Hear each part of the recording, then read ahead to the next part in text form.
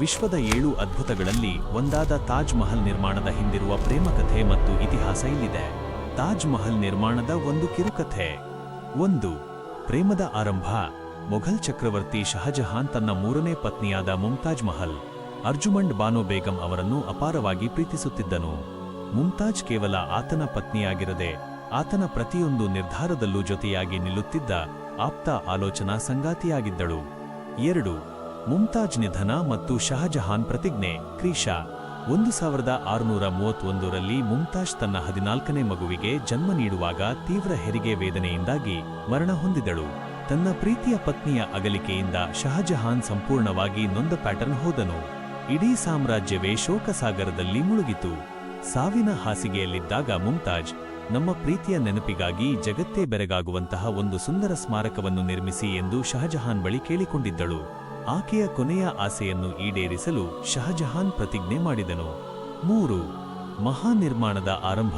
1632 ಮುಮ್ತಾಜ್ ನೆನಪಿಗಾಗಿ ಆಗ್ರಾದ ಯಮುನಾ ನದಿಯ ದಂಡೆಯ ಮೇಲೆ ಒಂದು ಭವ್ಯವಾದ ಸಮಾಧಿ ಮಕ್ಬರಾ ನಿರ್ಮಿಸಲು ಶಹಜಹಾನ್ ನಿರ್ಧರಿಸಿದನು. ಕ್ರಿಶ 1632ರಲ್ಲಿ ಇದರ ನಿರ್ಮಾಣ ಕಾರ್ಯ ಆರಂಭವಾಯಿತು. ಶಿಲ್ಪಿಗಳು ಮತ್ತು ಕಾರ್ಮಿಕರು ಪರ್ಷಿಯಾ, ಒಟ್ಟೋಮನ್ ಸಾಮ್ರಾಜ್ಯ ಮತ್ತು ಯುರೋಪ್ನಿಂದ ಅತ್ಯುತ್ತಮ ವಾಸ್ತುಶಿಲ್ಪಿಗಳನ್ನು ಕರೆಯಿಸಲಾಯಿತು. ಮುಖ್ಯ ವಾಸ್ತುಶಿಲ್ಪಿ ಉಸ್ತಾದ್ ಅಹ್ಮದ್ ಲಾಹೋರಿ ಅವರ ನೇತೃತ್ವದಲ್ಲಿ ಸುಮಾರು 20,000ಕ್ಕೂ ಹೆಚ್ಚು ಕಾರ್ಮಿಕರು ಮತ್ತು ಕುಶಲಕರ್ಮಿಗಳು ಹಗಲಿರುಳು ಶ್ರಮಿಸಿದರು. ವಿಶೇಷ ಕಲ್ಲುಗಳು, ರಾಜಸ್ಥಾನದ ಮಕ್ರಾನಾದಿಂದ ಶುದ್ಧ ಬಿಳಿಯ ಸಂಗಮರಮರ ಮಾರ್ಬಲ್ ಕಲ್ಲುಗಳನ್ನು ತರಲಾಯಿತು.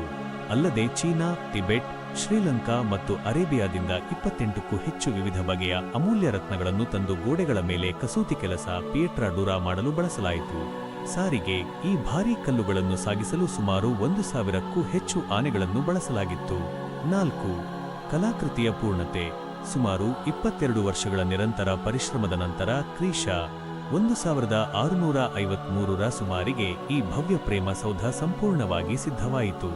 ಬಿಳಿ ಅಮೃತಶಿಲೆಯಲ್ಲಿ ಕೆತ್ತಲಾದ ಈ ಸ್ಮಾರಕವು ಹಗಲಿನ ಬೆಳಕಿನಲ್ಲಿ ಗುಲಾಬಿ, ಮಧ್ಯಾಹ್ನ ಬಿಳಿ ಮತ್ತು ಹುಣ್ಣಿಮೆಯ ರಾತ್ರಿ ಬಂಗಾರದ ಬಣ್ಣದಲ್ಲಿ ಹೊಳೆಯುವಂತೆ ಅದ್ಭುತವಾಗಿ ವಿನ್ಯಾಸಗೊಳಿಸಲಾಗಿದೆ.